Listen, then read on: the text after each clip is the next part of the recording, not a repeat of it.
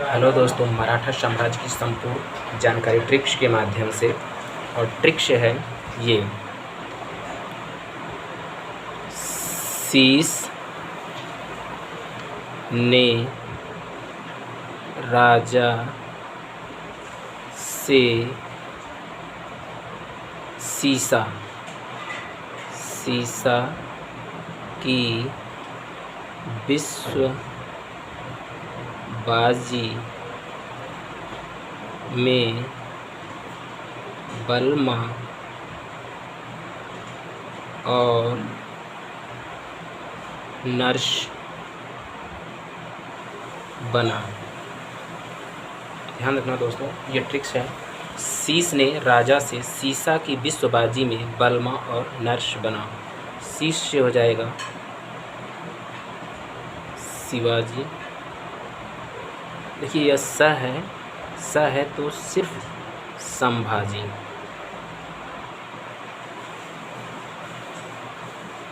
फिर आ जाएंगी राजा राम।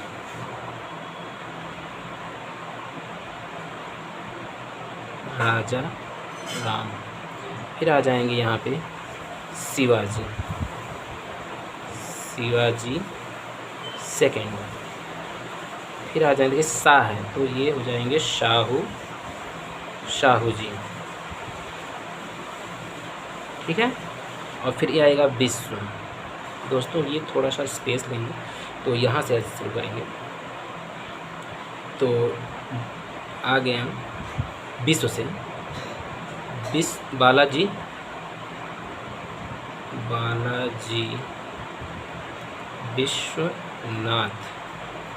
बालाजी विश्वनाथ। फिर आएंगे बाजी। तो बाजी का होगा बाजीराव फर्स्ट। फिर आएंगे बल से, ये हो जाएगा बाजीराव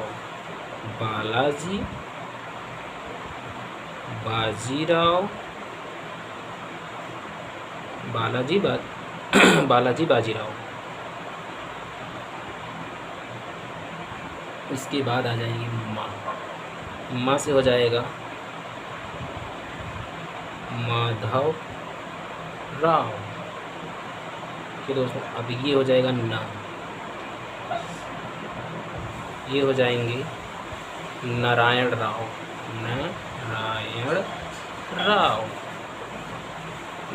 राव। फिर रश हो जाएंगे रघुनाथ राव।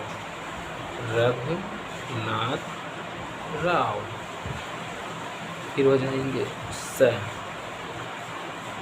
इससे हो जाएंगे सवाई माधव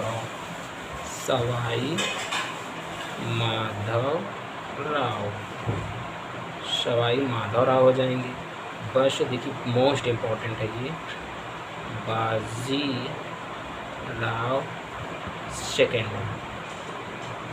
सेकेंड। फिर आ जाएंगे नाना साहेब सेकेंड। देखिए बालाजी बाजीराव को ही भी कहा जाता था नाना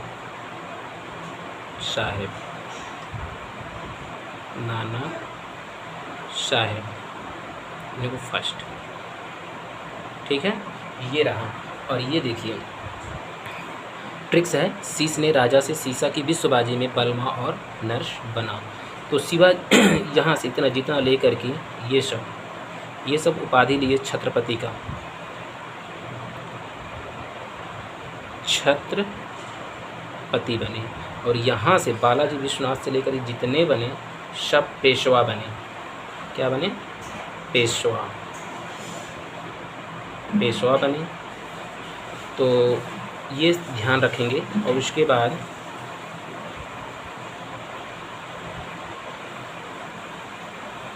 पेशवा बने।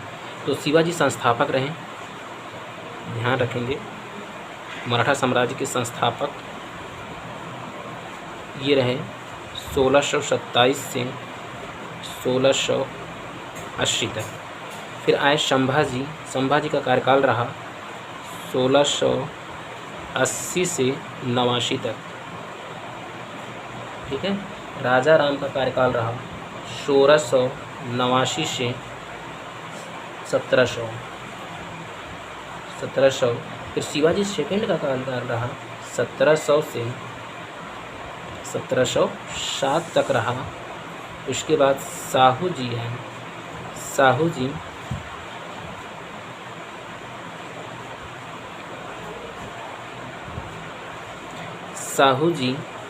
जी का कार्यकाल रहा 1707 से 18 तक।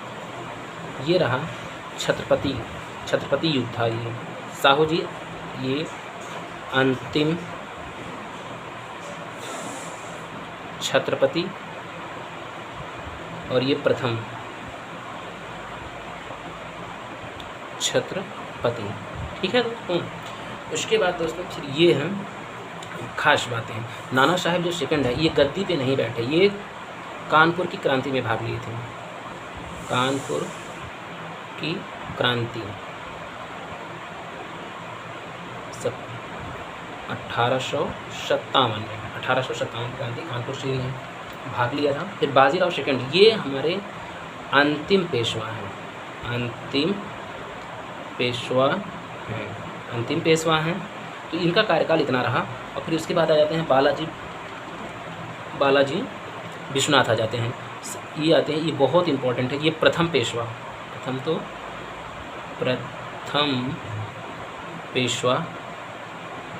हैं और इन्हीं का युग होता है स्वर्णकाल युग होता है। स्वर्णकाल कहा जाता है इनके युग को, मराठा साम्राज्य का स्वर्णकाल कहा जाता है। और ये इनका कार्यकाल था 1714 से 20 तक। ये प्रथम पेशवा था, ये इम्पोर्टेंट रखना है।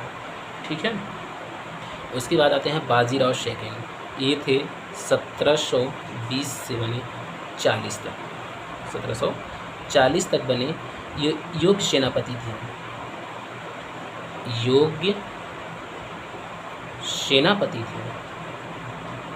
इन्हें दुर्बल सेना बिल्कुल पसंद नहीं थी बाजीराव। और बाजीराव इन्हीं को कहा जाता है नाना साहब। इन्होंने पेशवा के पद को वंशानुगत बना दिया। पेशवा के पद को वंशानुगत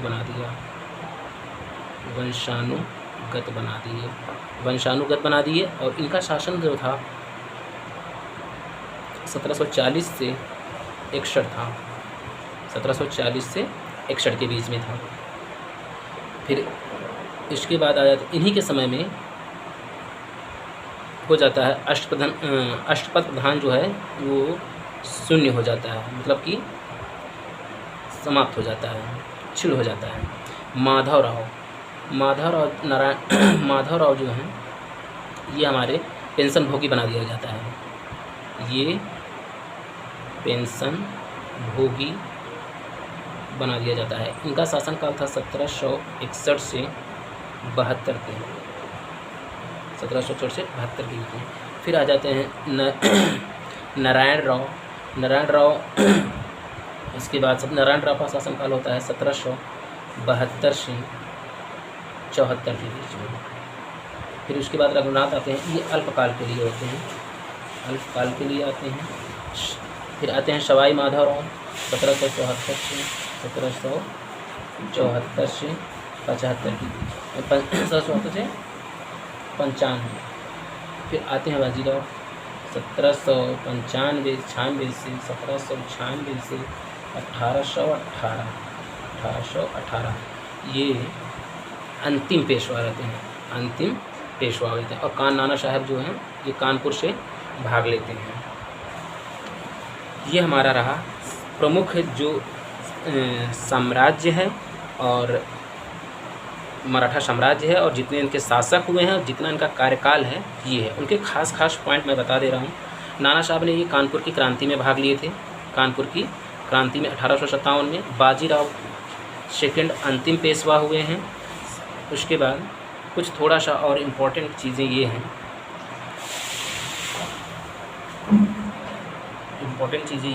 कि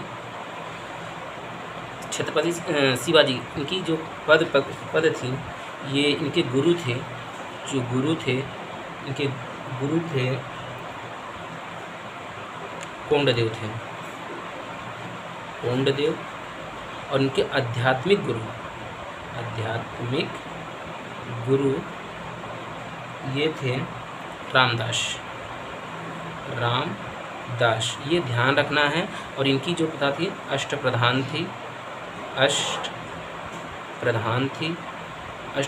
और इन्होंने 2 प्रकार के कर लगाए थे।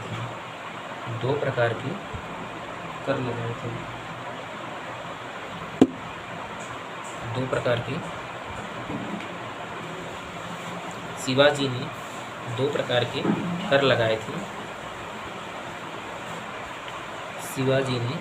2 प्रकार के कर लगाए थे। एक लगाए थे चौथ,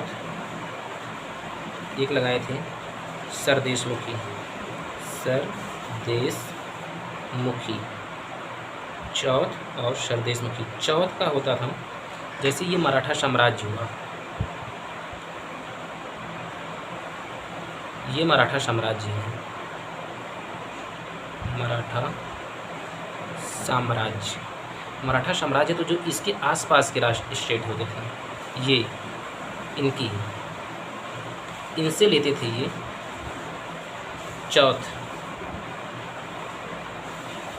चौथ लेते थे, चौथ कर ये इनसे लेते थे ताकि इनके राज्यों की सुरक्षा हो सके, सुरक्षा करेंगे, उन पर आक्रमण नहीं करेंगे। और जो इनके रहेंगे, ये लेते थे अपने से सरदेशमुखी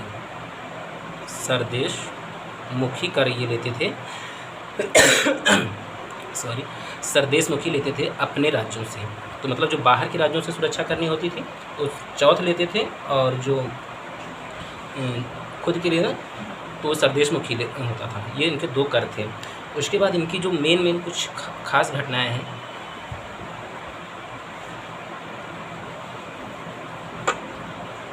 खास घटना ये है कि इन्होंने एक की थी, जो पहला इनका जो राजधानी थी, राजधानी रायगढ़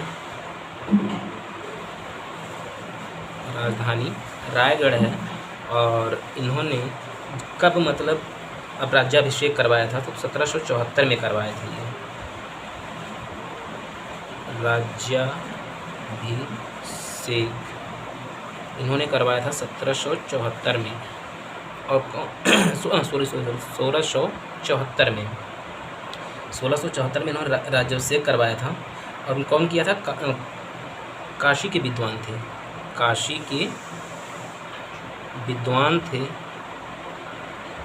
के विद्वान श्री गंगा भट्ट ने किया था,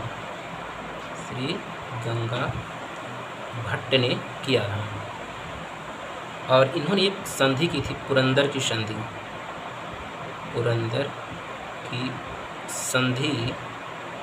की थी 1665 में, पुरंदर की संधि किए थे। और इन्होंने किससे किया था? महाराजा जयसिंह से।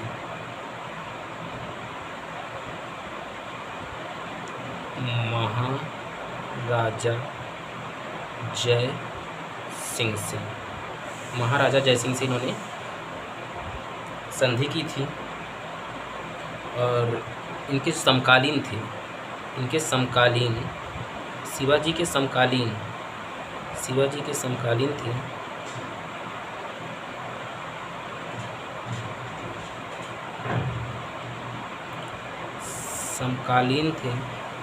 तुकाराम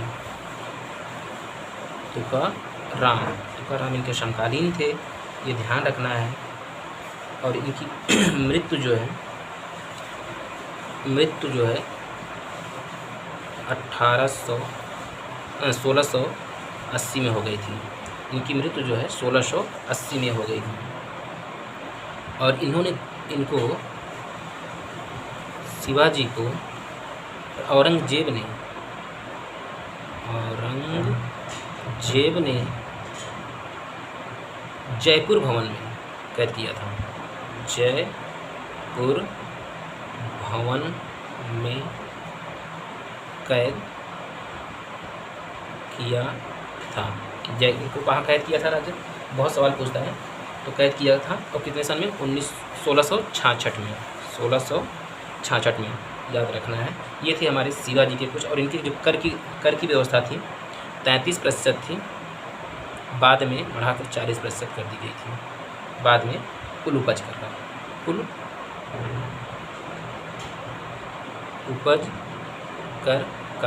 उपज कर का इतना कर दिया गया था। तो ये थे मराठा साम्राज्य के जो हमारे शिवाजी के बारे में कुछ मुख्य बातें। अब इसके बाद हमारे आते हैं सबसे इम्पोर्टेंट जो था, ये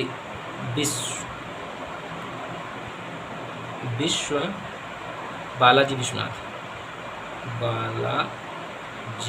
विश्वनाथ, इनके बारे में।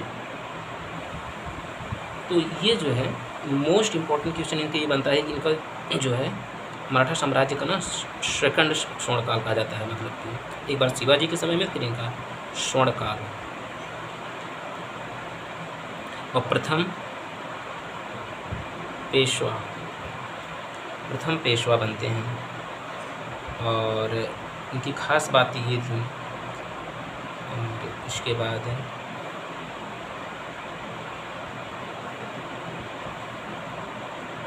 और इसके बाद चलिए बालाजी विश्वनाथ हम बताते हैं। बालाजी बाजीराव सेकंड के बारे में। बालाजी बाजीराव सेकंड के बारे में